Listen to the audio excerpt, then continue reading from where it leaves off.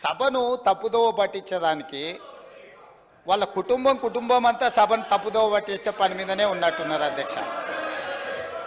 అధ్యక్ష సభ అధ్యక్ష దయచేసి తమరి అనుమతితో దయచేసి ప్లీజ్ సభాధ్యక్ష మాట్లాడేటప్పుడు మీరు రన్నింగ్ కామెంటరీ ఆపేసండి దయచేసి ప్లీజ్ ప్లీజ్. అధ్యక్ష మీరు ఇక్కడి నుంచి వస్తే అక్కడి నుంచి వస్తున్నది.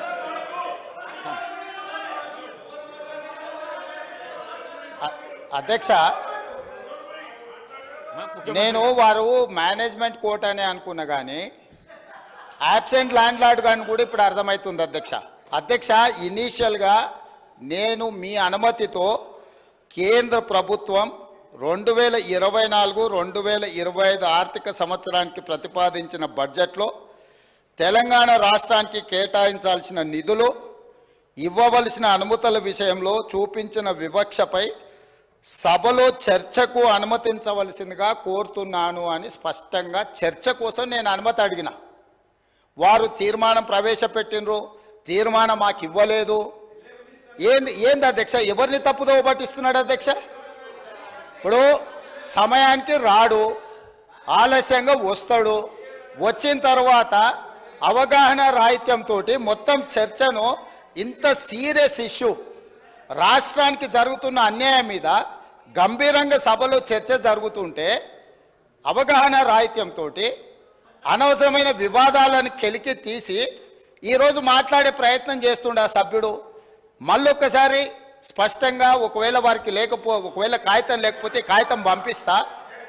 నేను మొదట చర్చ చేయండి అని చెప్తున్నాం. మీ అభిప్రాయాలు తీసుకోవడానికే చర్చ పెట్టినాం. మీ అభిప్రాయం ఏంది?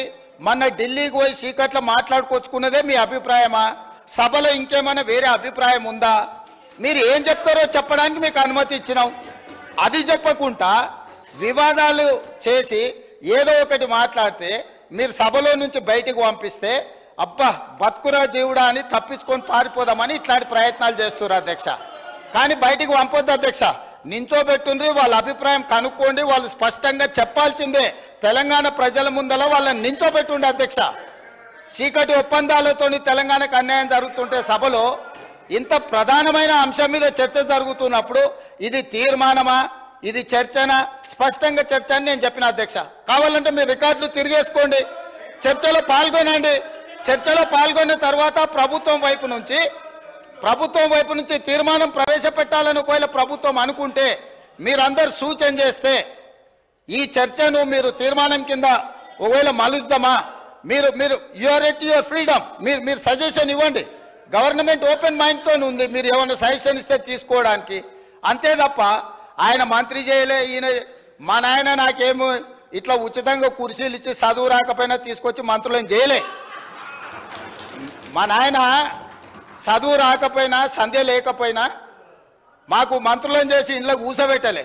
మేము కష్టపడి కింద నుంచి జిల్లా పరిషత్లో పనిచేసినాం, శాసన మండలిలో పనిచేసినాం, శాసనసభ్యుడిగా పనిచేసినాం, పార్లమెంటు సభ్యుడిగా పనిచేసినాం, ఈరోజు ముఖ్యమంత్రిగా పనిచేస్తున్నాం అధ్యక్ష. ఇదంతా స్వయం కృషితోని కష్టపడి తెలుసుకొని అవగాహన కల్పించుకొని సభలకు వచ్చినాం అధ్యక్ష.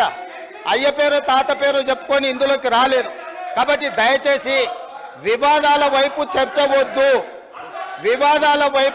వద్దు. మీరు ఈ చర్చలో పాల్గొనండి. ఈ చర్చలో పాల్గొని మీ అభిప్రాయం చెప్పండి.